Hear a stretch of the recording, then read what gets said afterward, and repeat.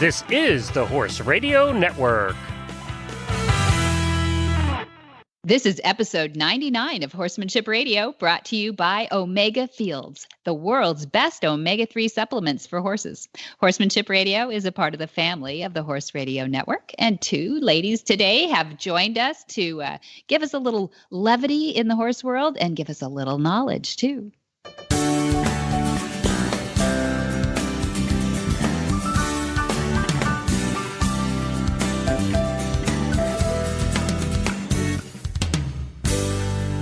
This is Debbie Laux, and you're listening to the Horsemanship Radio. Thanks for joining us. Horsemanship Radio airs on the 1st and the 15th of the month, and I have my producer, Jen, with me today. Hi, Coach Jen. Greetings, Debbie. How are you? I'm good, thank you. How are you down there in Florida with all your, you making the news a lot today? Oh, gosh. Thank goodness. We are all through with Irma. We still have a lot of trees lining the streets here, waiting for the county to come and pick them up. Oh my But goodness. other than that, we are pretty well over Irma and Nate. IJKLN. Don't you Yeah. have like some other names coming up too? Well, several. We have had two other ones come through since then. They both missed us. Thank you very much. Oh, good. So we are Well- currently out of the weather news, but unfortunately in California, you are in the weather news. I was going to say, if you got any extra water, we could use it over here. I know we're a little far away, but yeah, the California is burning up right now as we speak. And they don't have it under control in Northern California. And, you know, I'm starting to think I might have to taste my wine with a little ash in it in the next coming years.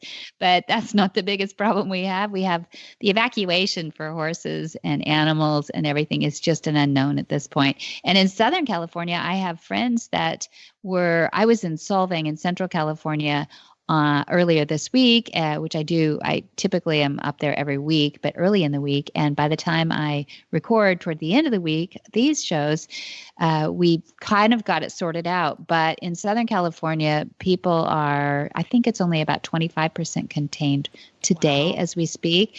And people have, the loss of life has been minimal, unless you count wildlife, which is immeasurable. But the loss of equestrian centers, and it's very real here, the loss of housing and everything. People were really just getting out with bathrobes and photo albums and animals, and that's about it. I had two girlfriends that were going back and forth with their 2-horse trailer, rescuing a couple of different equestrian centers in Orange Park Acres, which is near Anaheim, which is near Disneyland. You know, it's the countrified part of Orange County, and Coto de Caza area was taking in a bunch of animals from the Corona area. For people who know Southern California, it's deserty, hot, and a little overbuilt out there. And these equestrian centers are sort of in the middle of these residential areas. And there's usually just one road in and out. Ooh. And so they were in 10-foot walls of flame on either side of the road and literally could feel the heat coming through the windshields in the trucks, getting horses in and out and getting as many old, young, just anything that they could throw in their trailer. Loading was a little bit of an issue on some of them. And even the minis, one girl says, "Can you just stick my minis amongst the big horses?" And like, no, we want them to come out untrampled. Yes, they could get stuck underneath of there. Ooh. Oh my goodness. You know, people were just desperate to get their horses out. And, you know, I imagine that you probably heard a few lessons learned in evacuation protocols when you were amongst your hurricanes. This was the first time we ever had to bug out in any kind of a natural disaster. We've always been able to throw everything in the trailer and go. Sit tight. Yeah. Well, we planned for it in that when the word came through that there was a good possibility that the storm would be a Category 5 when it came across Ocala, right across the middle of Ocala. We made the decision at that point, and that was about 3 days before the storm actually made landfall, that we needed to move now, because here's the problem. If you wait, it's like, well, it's got about a 40% chance that it won't hit us as a Category 5 and we'll be fine. So let's wait another 72 hours. The problem is, if things keep going south, by the time you're that close to landfall, there's no fuel left to get away with. You can't drive anywhere. The interstate is clogged because everybody else is leaving. and there's nowhere to go because everything's full. Oh my goodness, that's true. So we made the decision early on that we will bug out. So we did have 24 hours to get things packed up and moved, because we actually had to make 2 trips to where we stayed, which was only about a 40-minute drive away, but it was in a solid concrete building where us and our horses stayed. So we did it early. Mm-hmm. Yes. I kind of felt like we stayed at a bomb shelter. It was a concrete block barn, and we stayed in the tack room of the concrete block barn, which had 4 concrete block walls. All 4 walls were concrete block, interior and exterior. And it had steel blast doors. Good. Both of the doors in the building had a regular people door, but then covered it up with a steel sliding door for security purposes, because the building was only used part of the year, as many are here in Ocala. So I felt very safe. I slept through the whole storm. It must be so loud. How do you do that? I didn't even notice. But what I did learn is you are never as prepared as you think you are. Okay. All right. Tell us. Okay. So for those of us who are content to, think, oh, it won't happen to us, what should we be thinking about? What we got caught up in some superfluous things. Mm-hmm. You need 4 things when you're bugging out. You need fuel to get where you're going. Right. You need water. Right. You need forage for you and your animals. Good. You noticed I didn't say grain. I said forage. Yeah, good. Yeah. And you need containment for your animals. And depending upon what kind of containment you're going to have, you might need bedding. Mm-hmm. After that, you don't need saddles. You don't need bridles. Mm-hmm. You don't need fly spray. Just boil it down to the basics, and then take as much of those few things as you can. Rather than taking a little of everything, take a whole lot of the things that you literally cannot survive without. Okay, good. The fuel was a big one for us because we thought we were really clever, and we filled up our pickup truck early on. Mm-hmm. But we also discovered making 2 trips to our destination with a horse trailer sucked up most of that fuel. There it went. Oh my gosh. So would you get those gas cans, those big ones, kind of the ones that look like the big square rectangular kind of things? If you had, I guess, get as much as you can is what you say. Well, yes, right? We have a gas pickup truck, not a diesel. Okay. So using the kind that fit in your bed that you see so commonly out west would not work, because gasoline cannot be stored that way safely. But we would plan ahead and have a certain number of 5-gallon gas cans available and ready to fill. I would definitely do that again. And we actually had some friends who were staying with us shortly before the storm who had to get back south, which was towards the storm, in order to get family together so that they could be safe. And there was nowhere for them to get fuel to get home. That was 3 days before the storm. Goodness. So we found somebody with a gas can and we got them fueled up. But fuel, huge. Water, we had enough. We took enough water with us. We filled the trash cans. But then when we came back after the storm, we came back 24 hours after the storm had passed. The water and the power was out here at our farm. Well, we didn't expect that. So we didn't have water stored here at the farm. Right. So we had that to say. So again, we got caught up in stuff that didn't matter. I didn't really need to worry about my tax. So if I lost it, I'd lost it. I really needed to pack more water. Yeah.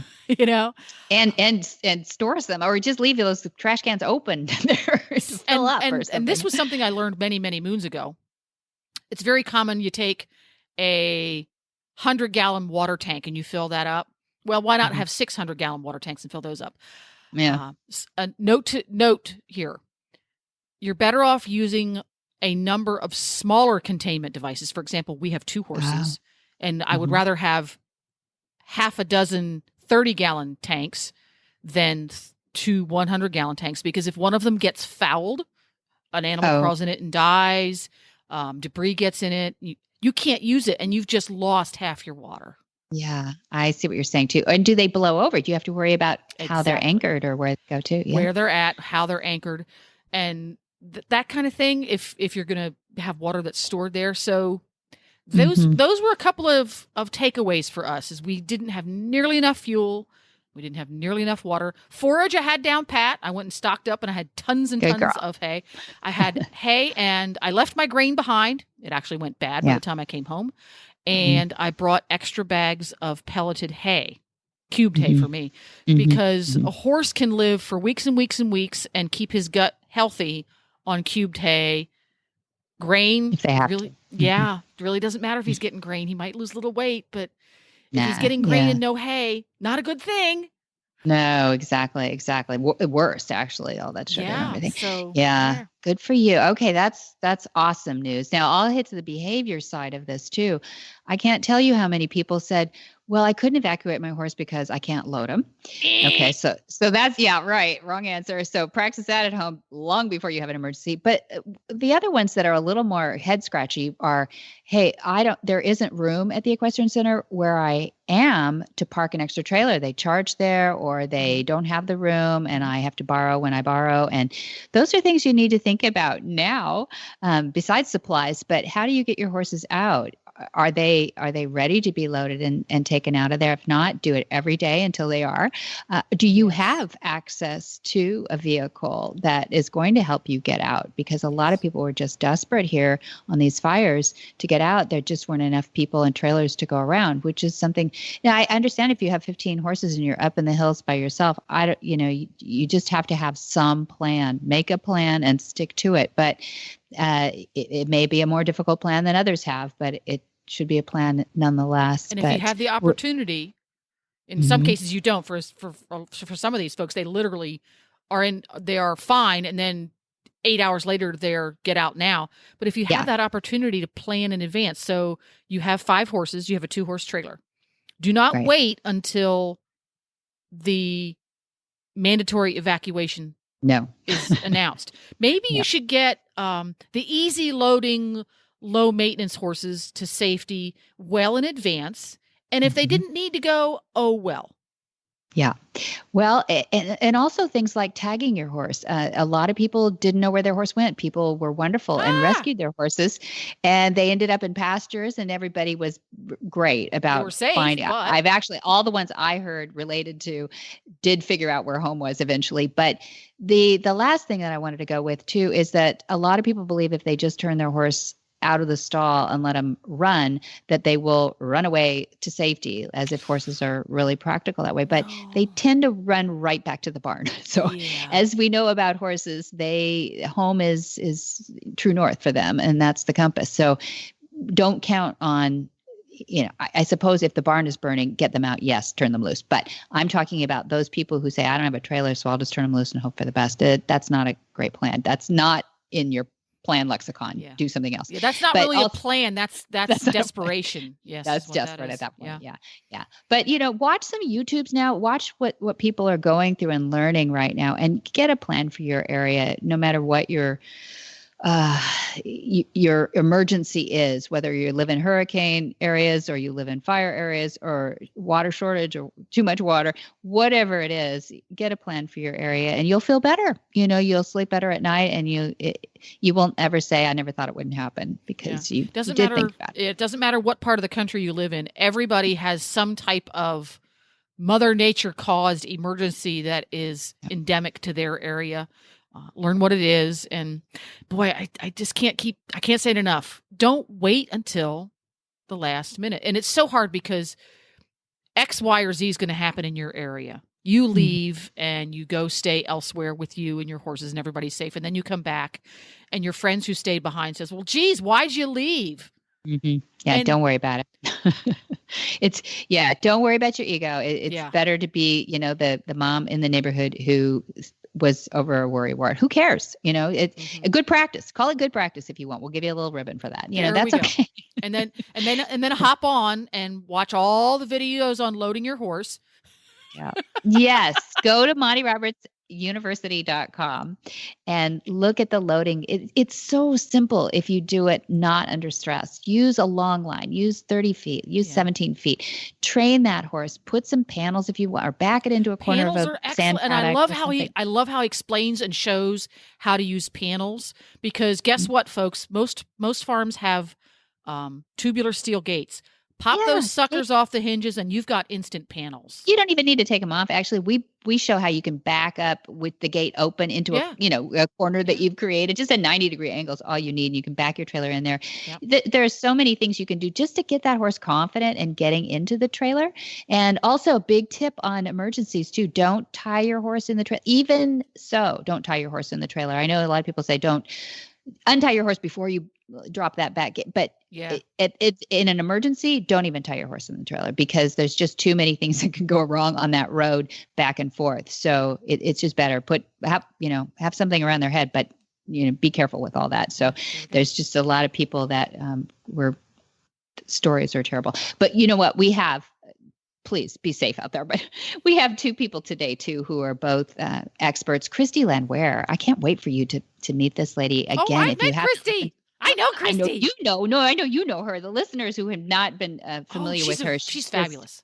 She is fabulous. And this lady is a lexicon, an encyclopedia of horsemanship, too, and just has so much to share. And we just get her today as more of a friend, but she is somebody who also can be a great resource for people to learn all about horsemanship from too. And we'll get right to her interview after this from Omega Fields. Thank you.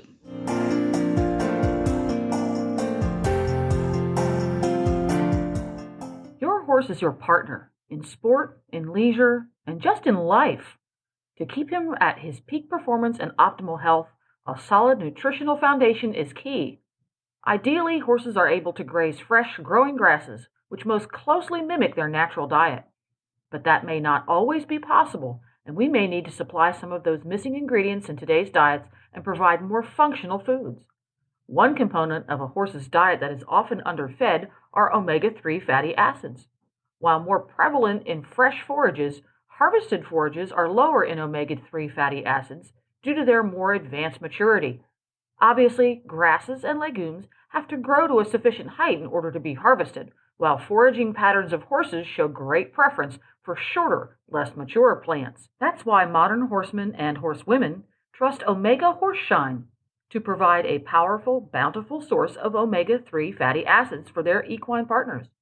Look for Omega Horseshine from Omega Fields at your local tack and feed supplier, or you can find them online at omegafields.com.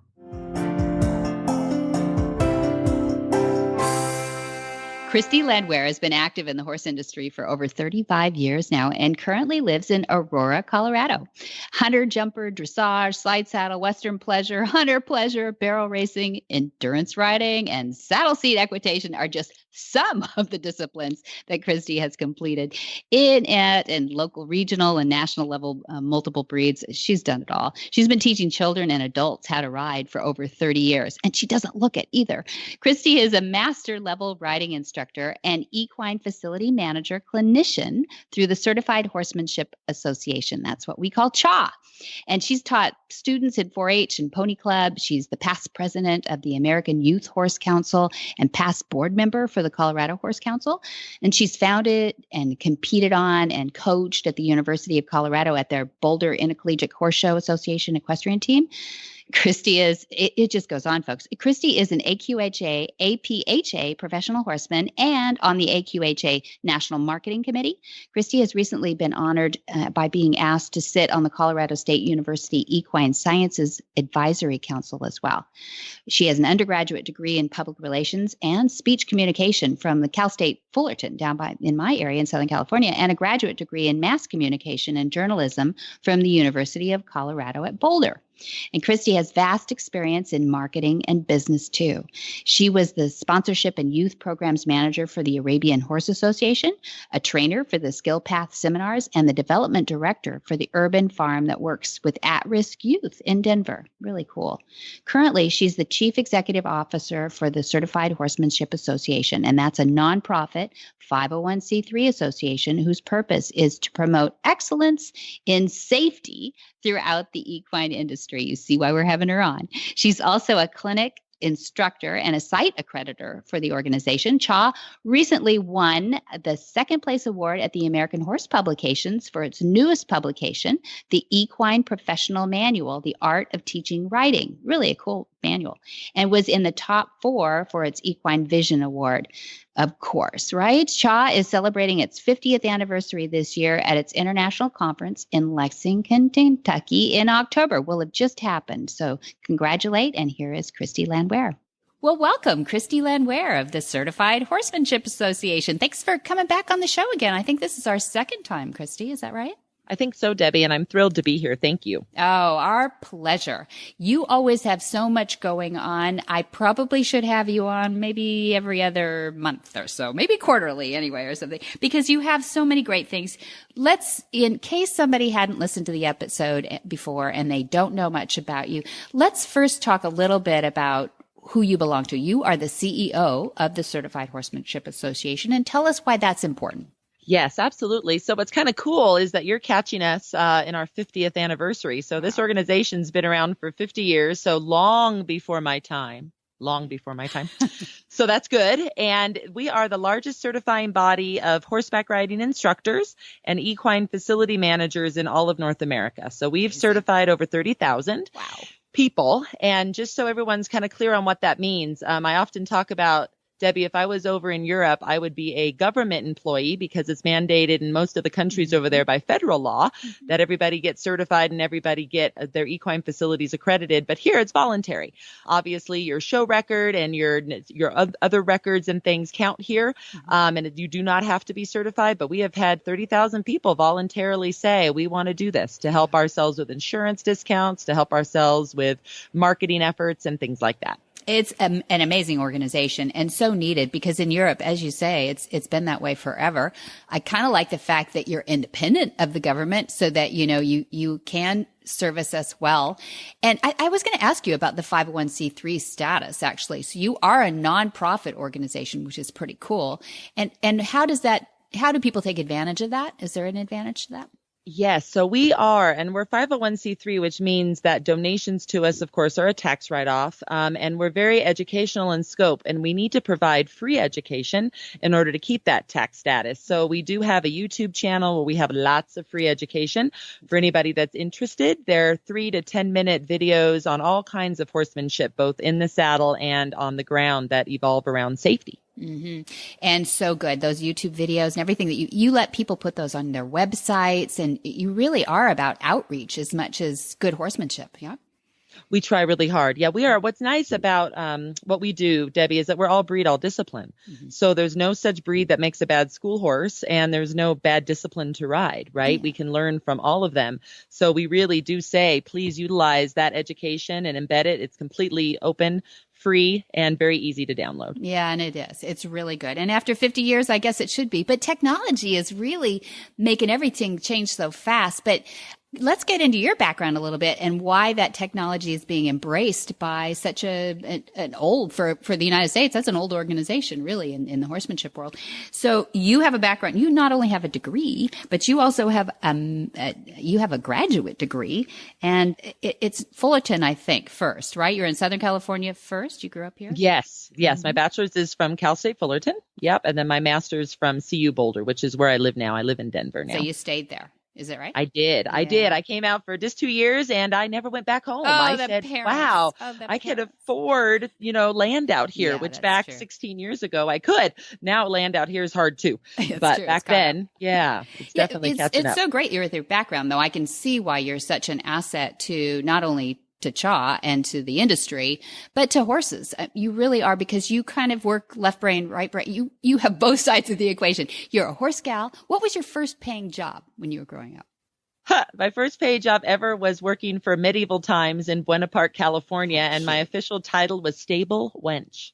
Oh, I love it. Did you have to wear a push-up bra or anything? No. I did not. Nobody saw me, thank goodness. I was always back with the horses, but it literally said on my paycheck stub in the memo line, stable wench pay. That is so funny. That is, if anybody doesn't know what that is, describe quickly what the show looks like.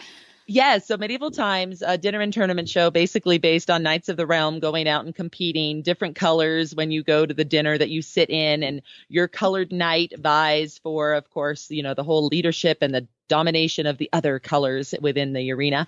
And we had Andalusians, we had Lipizaners, we had Lusitanos, and we had a lot of quarter horses that we would use in the show. And so my job was to groom them all, saddle them all, and make sure they were at the right spot, ready backstage to go out and perform.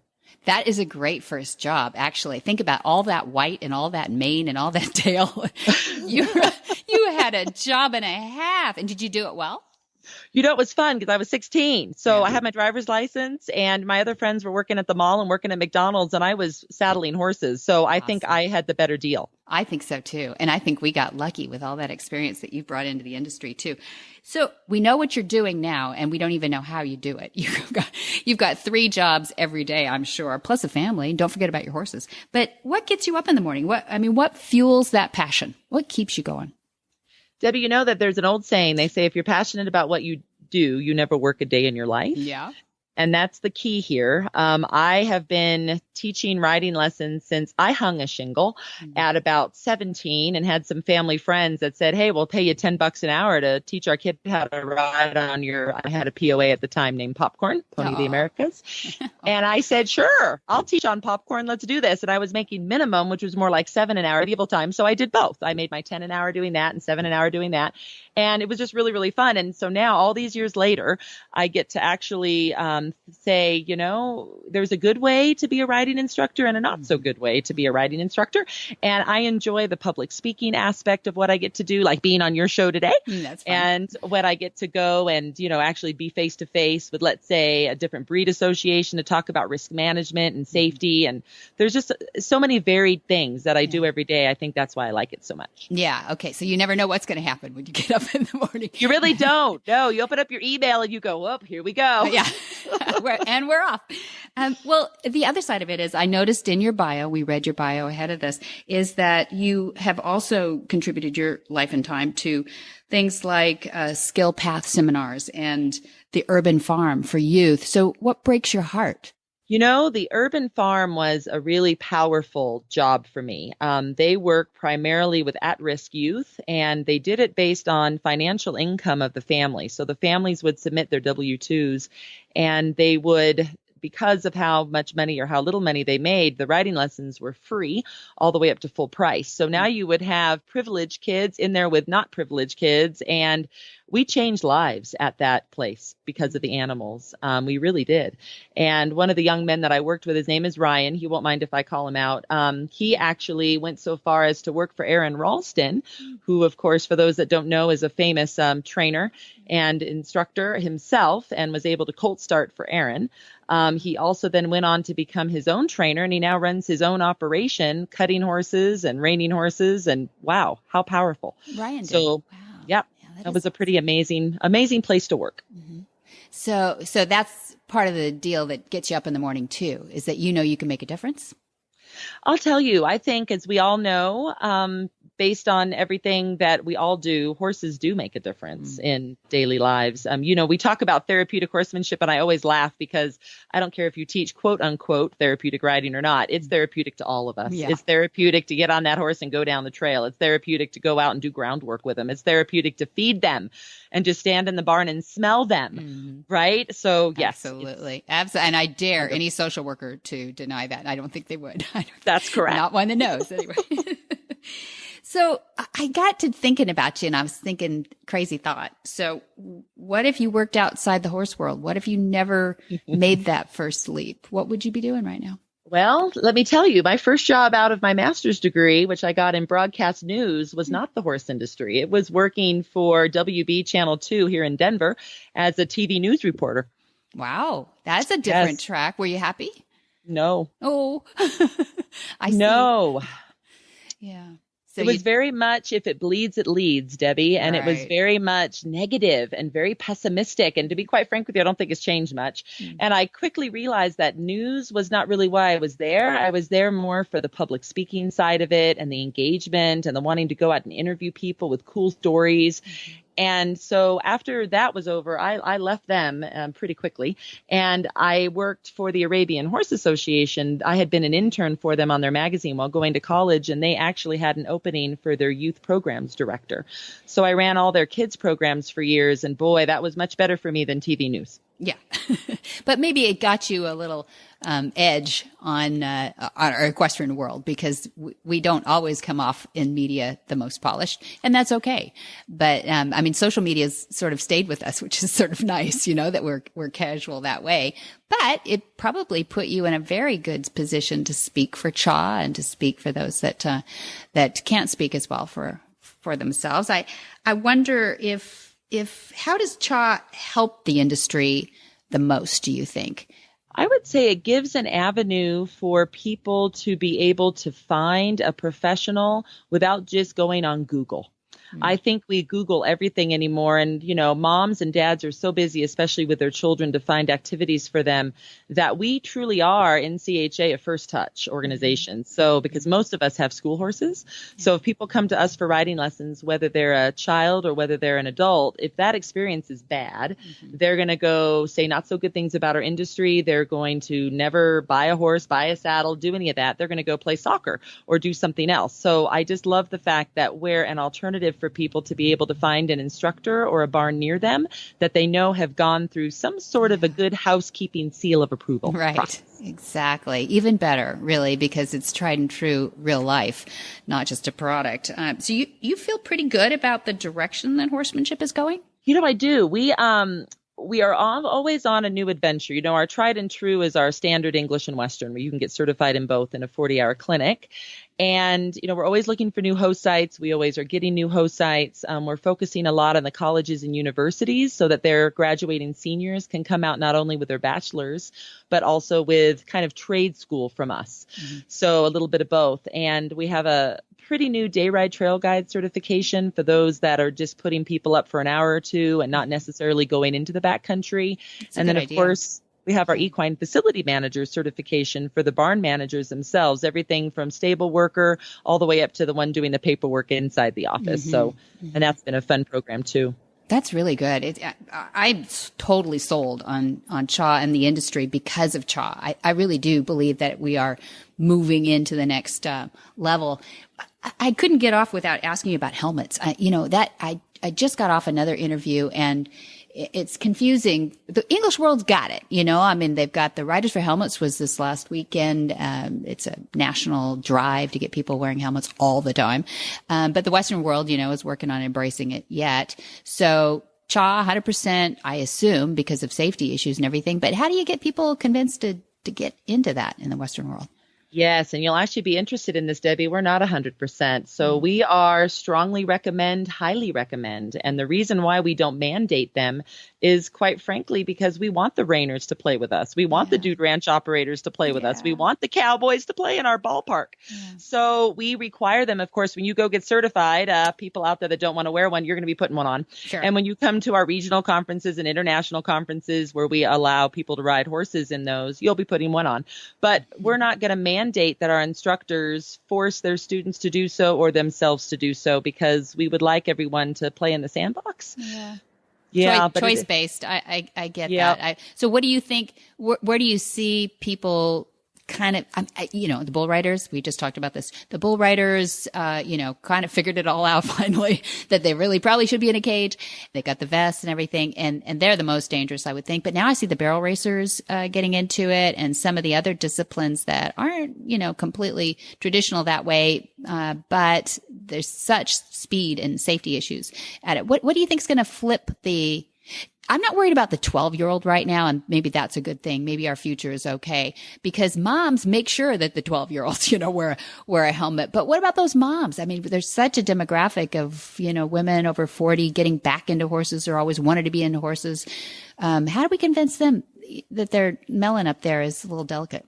I think education is key. It's a pretty older video now, but it's called Every Time, Every Ride, and it's really well done. Washington State University, kind of those people in extension up there created that. And it's still very good. And I just think, education is going to be the key. And, there was a time, Debbie, where nobody wore a seatbelt I know. That's now true. everybody does. It is just a habit. And I know that that was kind of forced on us by government. And hopefully we never get to where our industry is forced on us to wear a helmet by government. Some states it is, which is not necessarily, I think, the right approach. But, I think education, and the more people realize what a concussion is and how a concussion might not even show up for a day or two and all these kinds of things, I think that's going to help. Yeah, that's good. Well, see, you are good. You are good. So I heard you just got a kind of a terrific grant that I'd love to ask you about. What's the latest on the news from the grants? We did. So, as a 501c3, we can apply for grants, and we don't do it very often because, that takes a whole nother set of, being willing to spend time to get told no. But every now and then we get a few that cross our desk where we know that they're really going to be good for our industry and that there really is something that we can partner with people. So it's a regional project just for those here in Colorado that will hopefully eventually go more nationally. We have a Region 9, which consists of Colorado, Nebraska, Kansas, Wyoming, kind of our neighboring states. And we just had a grant bestowed upon us by the Right Horse Initiative. And they are working to rehome horses, basically, and help with that process. And so this is Harmony Equine Center that's located here in Franktown, Colorado, as an intake facility for animals seized by the sheriff. They would take these animals in first. They would ascertain with kind of a behavioral model whether or not they might make a good lesson horse or whether or not maybe they had some training in their past. And then after being with them for a while, they would get put over to Colorado State University here in Fort Collins, which has a big equine program. And they would go ahead and put them with students for a semester or two to get more training on them. And then this grant would provide the money to ship the horses to our different instructors in the region to be able to have them as lesson horses. So when we have asked our members in the past, and we've done many, many surveys, why don't you get these horses that are going through second homes and those types of things? And a lot of times we hear, well, we don't know their background. And we want to know that in a court of law, we can go ahead and say, this horse had this much training. This is what they did. This is what they know. And you don't always know that with some of these rehomed horses, whereas with this program, they will know that. Gotcha. And then the other thing that always made our members go, yeah, I don't think so, is the cost of shipping them. They were like, nope, if they're not up the road, I don't want to deal with it. Well, now, because of this grant, the shipping is going to be provided.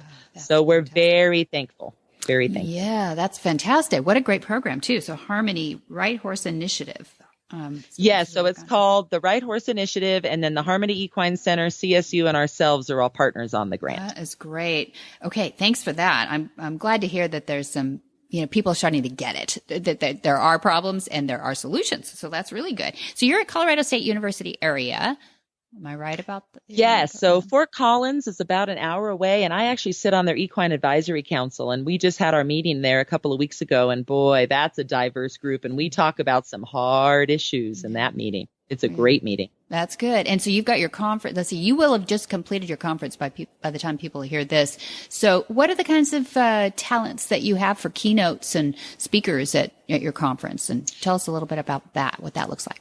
Yes. And first of all, for anyone listening, our conferences are not just for instructors. We have regional ones that might be in your own backyard. And we also, of course, have our big international one that next year in the fall will be in the last weekend in September of 2018 at Colorado State University in Fort Collins. But what's neat about our conference is that we're not hotel based. So we might have one day at the hotel, but then the other 2 days we're at the university. Or this year we were at the Kentucky Horse Park, and we actually put people on horses. So you're going to get to ride because horses are provided by a local university program member of ours. And that's what's so great about it. You get an opportunity to actually ride as well as sit and listen. Yeah, that's great. Yeah, it's hard to get that all arranged. Like how many people show up for these conferences? Lots, yeah. Yeah, normally in between 200 and 300. That's probably our norm. Yeah, and they come from, every state and every province in Canada. Our Canadians love coming down for them. Yeah, that's right. Especially if you have them in the winter. No, you have them in October, so it's not too bad. But yes. So brag on some of the speakers that you've had. Tell us about some of the talent you've had there. Yeah, definitely. So we have a wide variety of people. We have, veterinarians and equine dentists and lots of business and marketing professionals and lawyers that actually talk kind of in a PowerPoint environment. And then our hands-on people, we actually have had National Reining Horse Association come and bring Rider Rainer to us. We've had National Cutting Horse Association come and bring Ride a Cutter to us. We've had the Polo Association come and we all got to play polo. Oh, come on. This is I fun. know. So I'll tell you, for those that are listening that want to try something different, you need to come. We've had the Driving Association come and we've driven horses. I mean, these are the kind of things that we do at our event just to kind of get out of your box. So whatever your box is, whatever discipline or whatever it is that you primarily do, boy, I'll tell you, nothing so humbling as to change your discipline for a day. That's true. But so fun, too. Oh, right? it was so much fun. No pressure. So much fun. That is just great. That's just great. Well, I love Colorado. I love, we have good friends up there. It's just a great place to go. We've, so many of our listeners love the people that are in the equine behavior world, like Temple Grandin, who is I think she's a full professor there at Colorado State University. And Yes. you just have so much talent and ability around you. I'm just glad your vortex is spinning and you pull it all in. So where do people get a hold of you? Yes, they'd go to cha.horse. We just acquired .horse instead of .com, .org, whatever. And if anybody out there wants to get a .horse name, just go on our website, click down at the bottom, and you can find out how to do it and give CHA a little bit of money back. So we appreciate that. That's a But yeah, great idea. so if we know CHA whatever was taken, Colorado Hockey Association, Canadian Health Association. So we've been this kind of long website name for the longest time. And now we're simply CHA.horse. Which makes perfect sense. And it shows that you are a master in marketing too. I think that's wonderful. Debbie, I appreciate that. I don't know about a master, but I definitely try to do some fun stuff. Oh, Yes. you definitely are. I mean, we went together to the AHP, which is the American Horse Publications, Yes. and you won some great awards, which we mentioned in the lead up to announce you. And your manual took second place in its category, and it was amazing. I mean, that competition is really stiff, and you've got Sarah Conrad who's helping you. But I love that you flipped over your phone and you got this clever little pocket thing that you stuck on the back of your phone that has CHA and the logo on it, and you keep your little credit cards in there. I thought, that's all I need. I love that. So you're so smart. It was really fun, but you're going to crack up about this, though. I had to create a video to show people what it was because we just sent it out with everyone's renewals this year. Like, oh, look, you get a prize. Aren't you glad? Aren't you happy? And we had some of our members that have been around a while that were like, we don't know what this is. They were putting it on Facebook. We don't know what this is. So I did a little video in my home office of me showing them what it is. It was pretty cute. So funny. Somebody stuck it to their helmet. I can see it. Well, it's a great identifier. It was a great idea. And it just is so Christy. It's so perfect. So thanks again for being on the show. I appreciate you. I always learn a ton, and we'll have to do this regularly, as I said again. And good luck at the conference. I know that it's already happened by the time you listen to this, but I can say from me to you, good luck. Thank you very much. We'll talk soon, Debbie. I appreciate you. Bye, Christy. I appreciate you too. Bye. Hi, Carol Herder here, president of Cavallo, home of the world's most trusted and popular hoof boots. You know, one of the most interesting parts of what I do is the many horsey stories I get to hear. Most of them are really uplifting. Some are stories of challenges, and a few are downright sad. Recently, a wonderful woman took the time to approach us at a show to share a story about her horse who went down in quicksand. It started out as a really scary story. We were holding our breaths, waiting for the outcome, and it turned out wonderful. They winched the horse out relatively unscathed, albeit, a little traumatized, and everyone standing around were super amazed that he still had his Cavallo hoof boots on. Scary story with a good ending. Another testament to Cavallo. If you don't have a pair for your horse, it's time. Cavallos are easy to put on, easy to take off when you want to take them off, and they stay on. They stay on in all terrain. Cavallo, the world's most trusted hoof boots. When Susan Friedland-Smith is not teaching middle school or wrangling her Doberman, Golden Retriever, and horse hubby Mark, Susan Friedland-Smith of Orange County, California, is either at the barn with her off-the-track thoroughbred Knight or behind her laptop blogging. Susan's award-winning blog, Saddle Seeks Horse, celebrates the horse-centric lifestyle of the everyday equestrian, focusing on product reviews and riding with fitness trackers and lessons learned from horses both in and out of the saddle. Trot along with Susan and Knight's adventure on her blog, saddleseekshorse.com. And she's on Instagram and Facebook and all those. And here she is. Well, welcome, Susan Friedland-Smith. Do you always introduce yourself with 3 names like that? Well, in my real life as a teacher, I think most people are used to calling me Miss Friedland. That's true.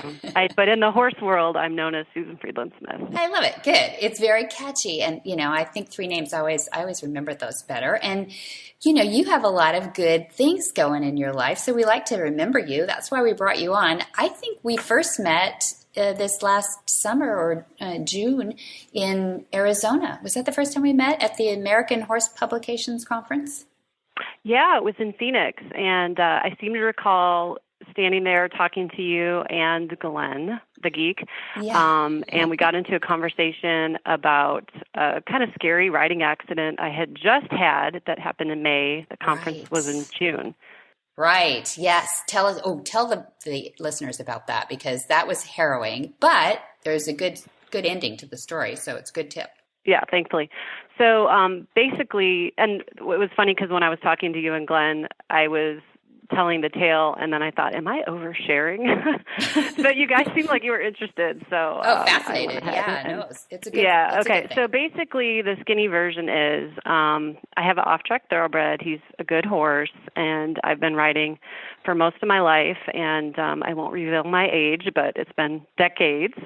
And his name's Knight. And so we just had our Wednesday night riding lesson.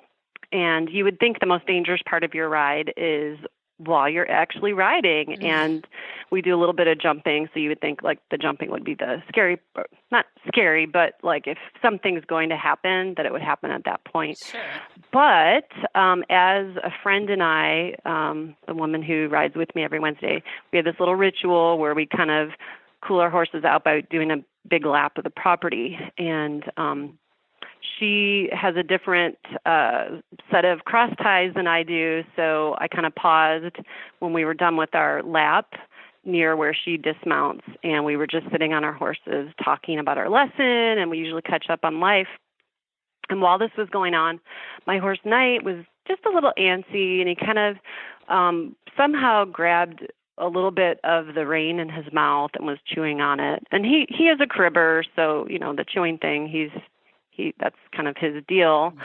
Mm-hmm. So I grabbed it out, and he had just been diagnosed with early stages EOTRH, which sometimes does make them a little more chewy, almost like a puppy dog. So really? I was really annoyed. It's like EOTRH, I don't even know how to pronounce it, but it's basically a tooth and gum disease that can make them pretty sensitive.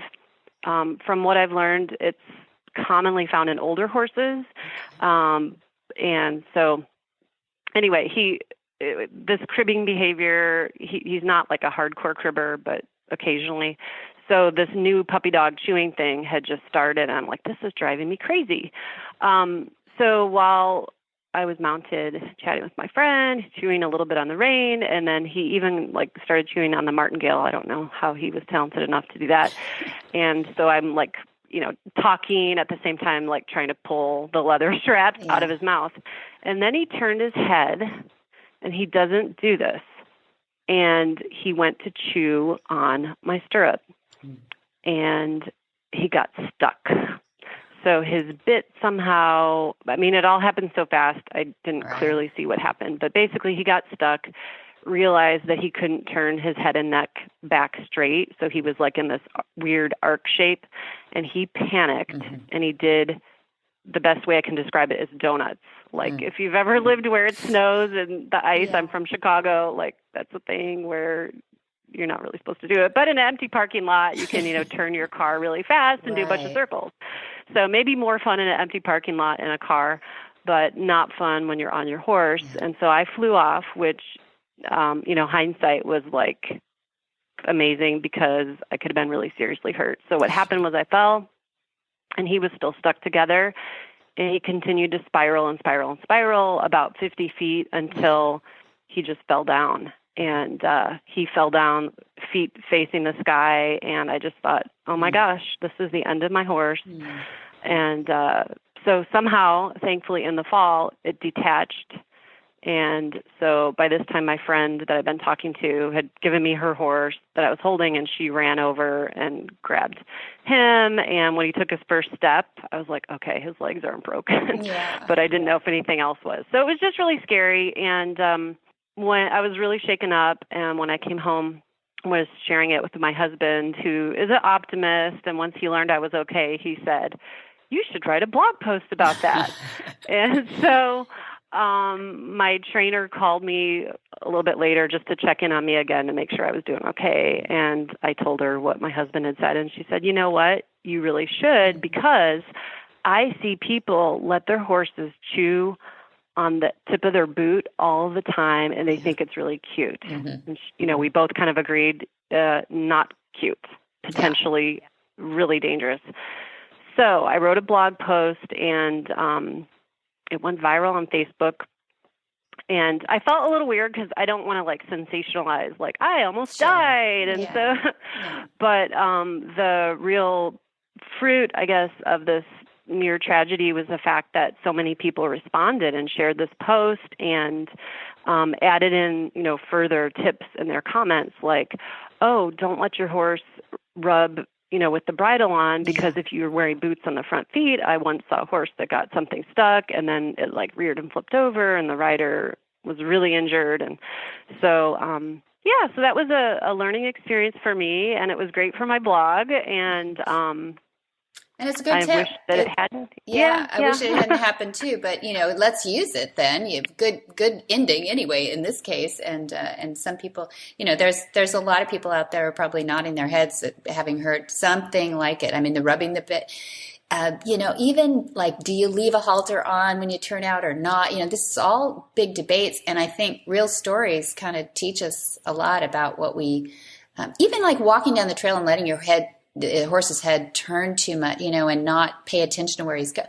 Little things like that, everybody knows that eventually those little things catch up with us if we're not, we have a job to do out there. I know we're enjoying ourselves and everything too, but there are safety issues that horses, as confident and competent as they are, can get themselves in trouble with little things, And I don't want to go as far as to say they are always bent on self-destruction. I know some people talk about that something's always happening, but that's not always true. I think a lot of it is how much we prepare or how much we're aware around us too. Do you carry a knife with you or any other safety equipment like that? You know what? It's so funny you asked that, because several of the comments on the Facebook post, people put that in the comments.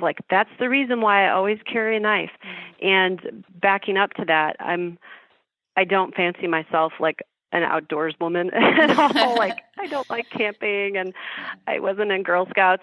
But for Christmas, there's actually this equestrian bloggers gift exchange where we do a Secret Santa.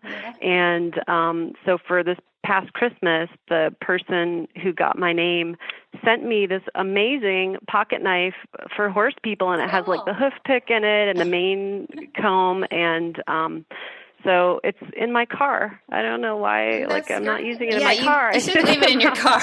It's not going to do any good in your car. But, so I need to figure out how to, I don't know how I would, I don't think, it might be a little too lumpy in my breeches, but there's got to be a way I can kind of incorporate it into my overall, outfit. There should be if we can put a cell phone on our bodies, I think we would probably come up with a way to put it. But a lot of the Western world's got this figured out. We put a little hoof pick in our, attached to the saddle and a little holster kind of thing. And, and that's a big part of ACFA awards or Competitive Trail Association. They look for these little, little things like that, because they know you're on a trail, and there's times when you need those things. So up in the mountains, we've carried even hoof boots, one, hoping that if you lose the shoe or something like that. So anyway, so one thing I wanted to get into though was helmets, because when you came off, I wanted to hear about, were you wearing a helmet? How safe were you? Yeah, so I always wear a helmet, and I feel really strongly about it because I had a weird situation on my previous horse where I fell off from a halt, and I didn't know that could. So I guess these were both kind of halts, except this most recent one was like a halt with some added spinning.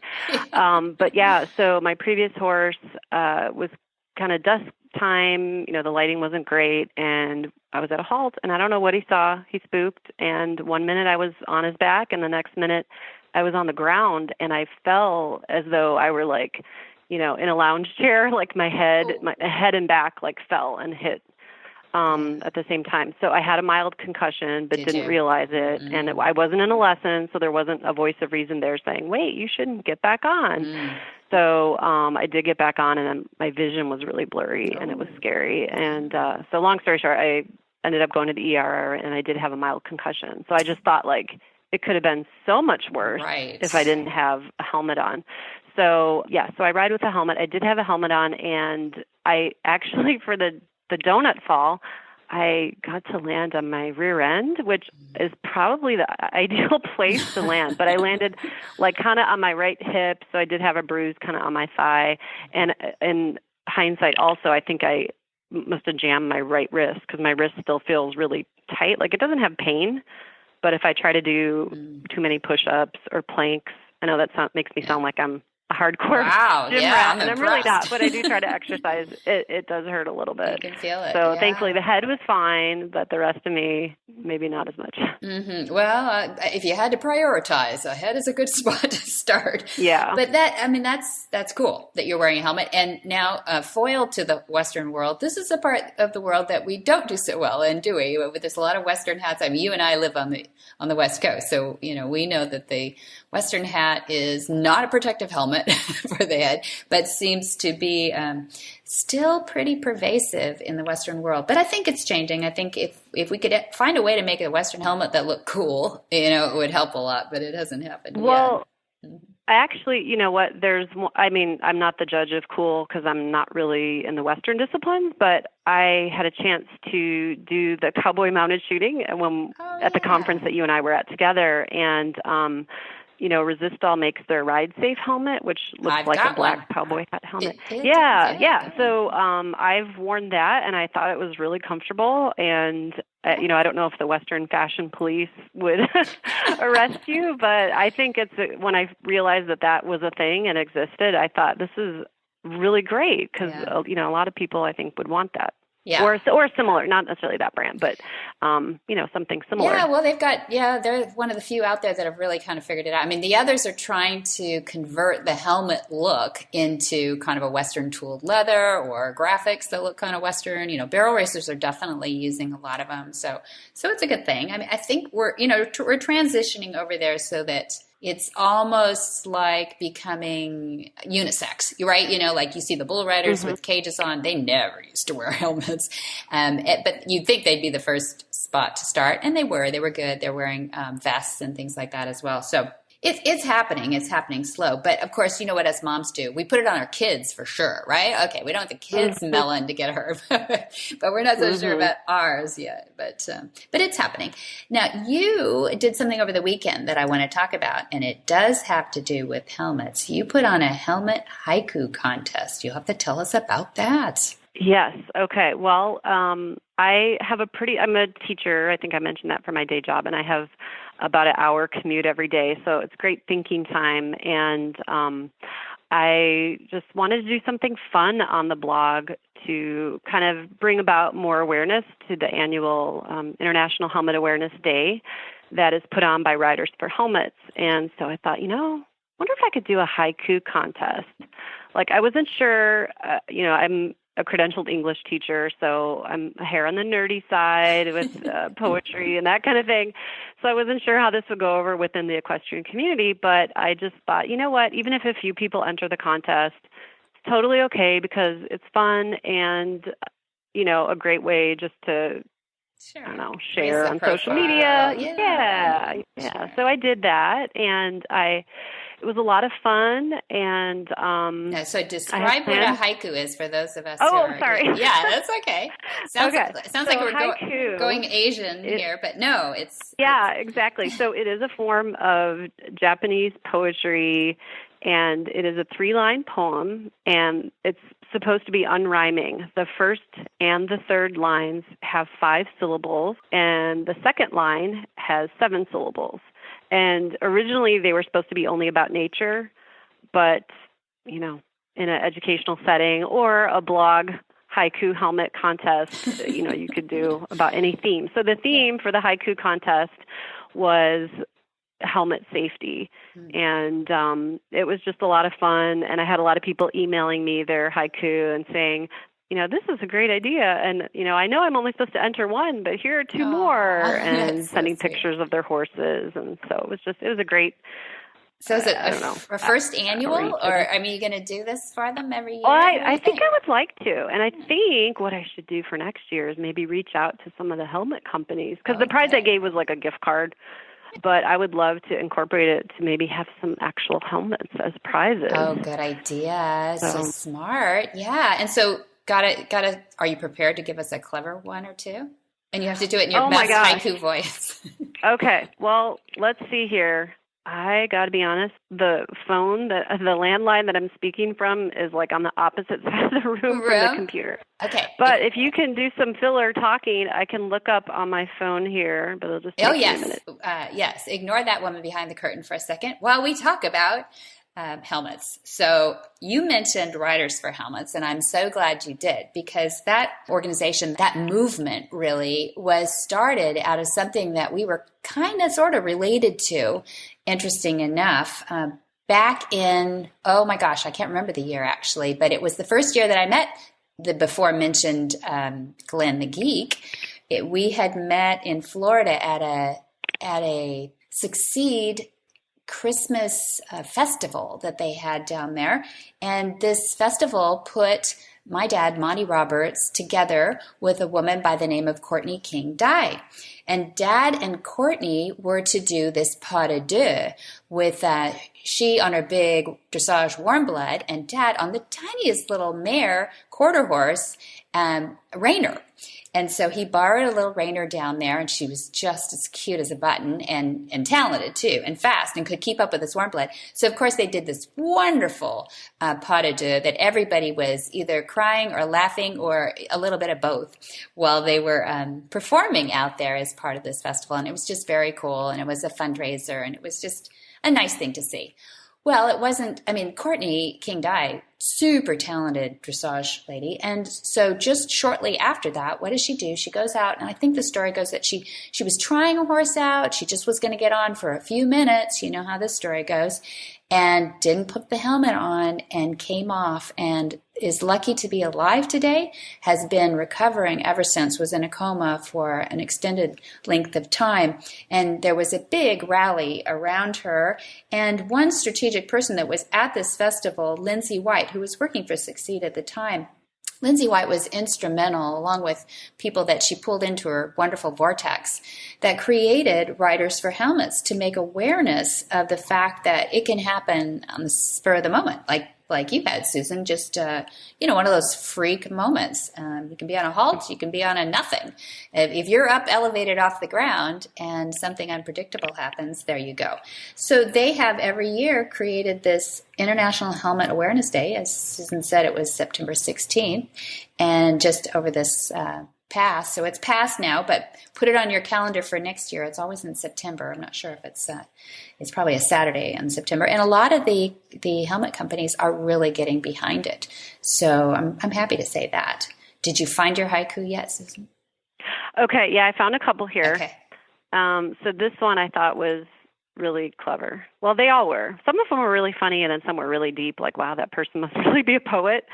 Okay, here we go. This brain defender keeps me thinking, on my toes. Appreciation. Nice. And that was by Jess K. Okay. And would you like Brain another defender? one? Yes, please. Brain defender. Okay. I look like I am 5, but you keep my noggin so safe. Buckle up. See, that's that mom.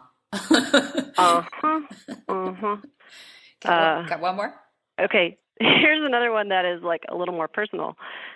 Thank you, dear helmet, for protecting my noggin when I hit a tree.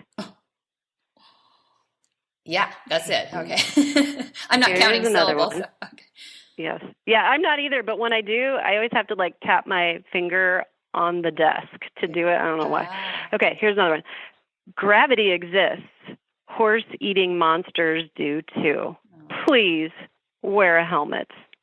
Nice. Horse-eating monsters are the reason we land on the ground, I guess. That's what I'm getting from that one.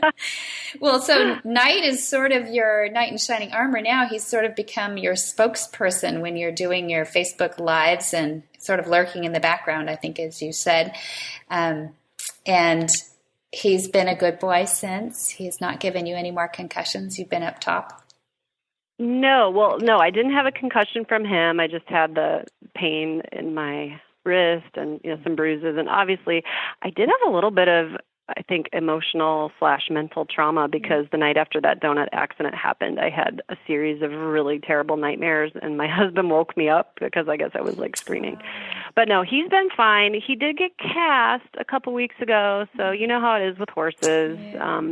Just he was fine from the incident, but just had some swollen legs, and he's actually seeing a chiropractor today. So so he's doing great. Okay, well, good. That's good because we'd like to keep up with you, and you have a wonderful blog. So that's Saddle Seeks Horse is your blog.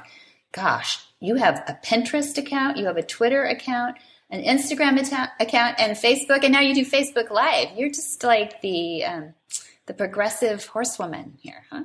Well, thank you. That's a huge compliment. No, it's just fun. It's obviously one of the best parts about social media. I kind of do hate social media because like I am so not like, oh, let's do a selfie. I think there's some narcissism that goes along with some of the social media channels. But so hopefully I'm not like that. But what's been great for me is like actually forging relationships because not everyone, except for my friends at the barn, not everyone gets us horse people. Yeah. So just having another channel to kind of meet people, and actually some of the people I've met through my blog have become in-person, real-life friends. And so that's nice. I love it. Yeah, as it should be. And you've won awards. You're the best unconventional pet blog winner. I love that for Blog Pause 2016. But you also write for magazines and do some writing for alternate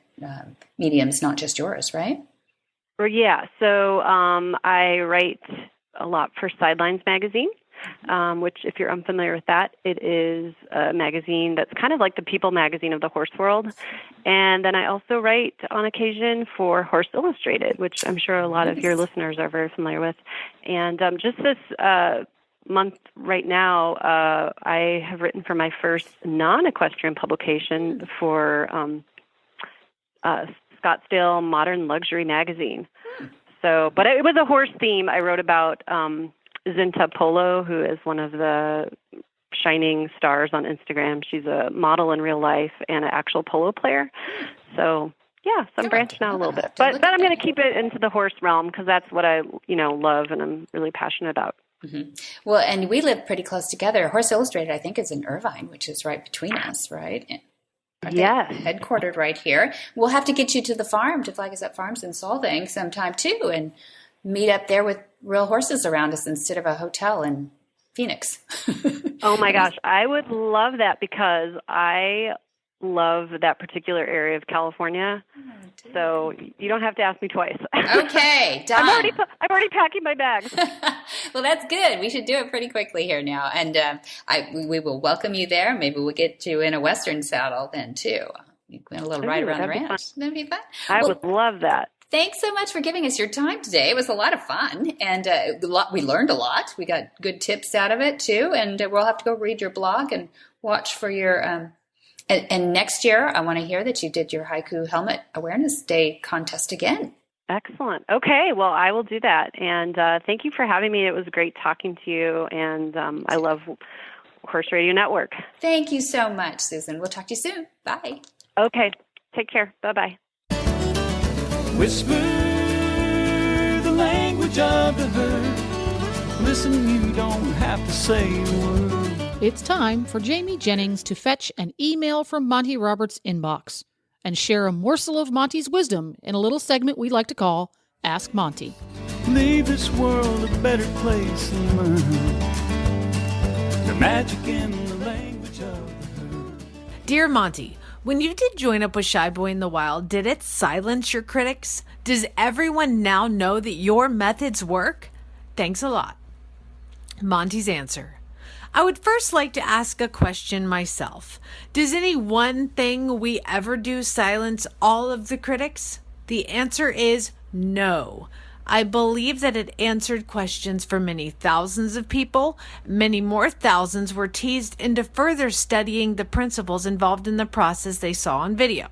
A percentage, however, have dismissed the whole exercise as being contrived by video presentation. In order to defend this view, they would have to believe that the BBC was acting in concert with me to cheat the public. The BBC is a large organization with a long history of leading the world in the area of creating documentaries. It had a government wildlife expert on hand as a referee. It hired the services of Dr. Robert Miller, a world-renowned equine behaviorist, to observe and comment on every aspect of the exercise. The BBC brought its own film team, and they were present around the clock to watch every move that I made.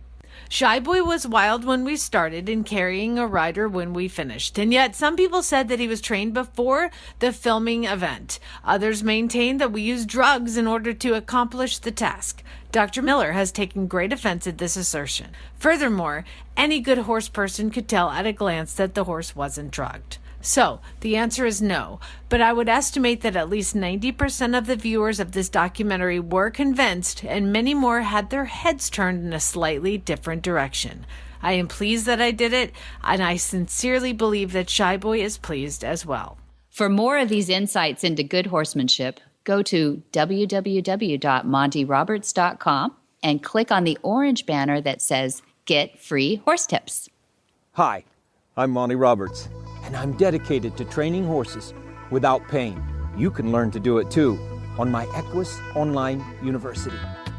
Western, English, the beginner, or the advanced rider. It doesn't matter. You can connect with other students online too, on our forum, and there's a new lesson every week. It's a lifetime of learning for you on my Equus Online University at montyroberts.com. What in the wide, wide world of sports is going on here?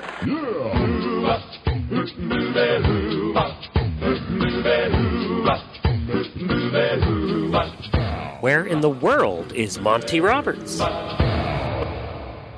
Monty is looking forward to meeting some new friends, two-legged and four-legged. November 2nd, he will be at the Richmond Equestrian Center in the UK.